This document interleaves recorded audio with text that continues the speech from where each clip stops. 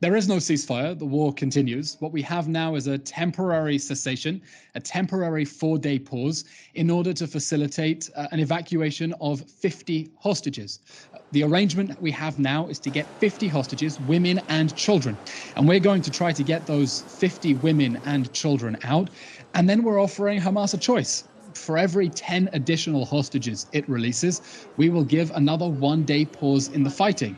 But after that is done, we will continue with all force to continue to put pressure on Hamas to release all of our 240 hostages. There will be no one left behind. And we will continue. This war will end with the end of Hamas. And on the hostages, how many of those hostages are African? Do you know? Not off the top of my head, but I can find the numbers for you. The October 7th massacre was a crime against humanity, not only against the Israeli people, but there are nationals of 26 countries who are being held hostage in the Gaza Strip right now. Nationals of over 42 countries who were either murdered, abducted, or injured on that terrible day. And we're doing everything we can to bring everyone home. Everyone. No one will be left behind. Have African governments contacted your government asking them about securing their safety? Of course, we've been in contact with all our international partners and want to make sure that we get everyone out.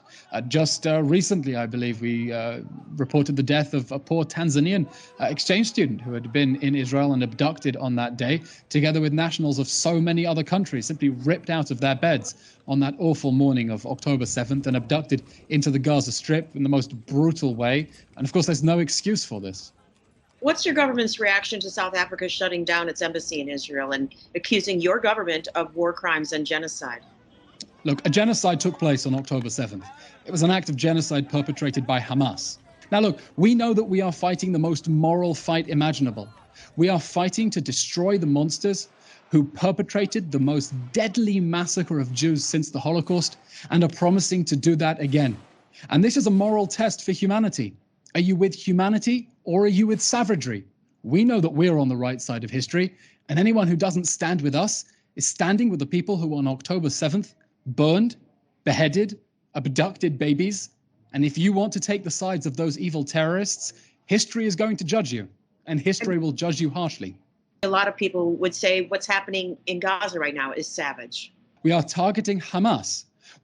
This isn't a war with the Palestinian people. It's not a war with the people of Gaza. It's a war with Hamas. And that's why we've been doing everything we can to get civilians out of harm's way. We could have gone in all guns a-blazing on October 8th. Instead, we gave a month for civilians to get out of harm's way because we don't want them to be hurt.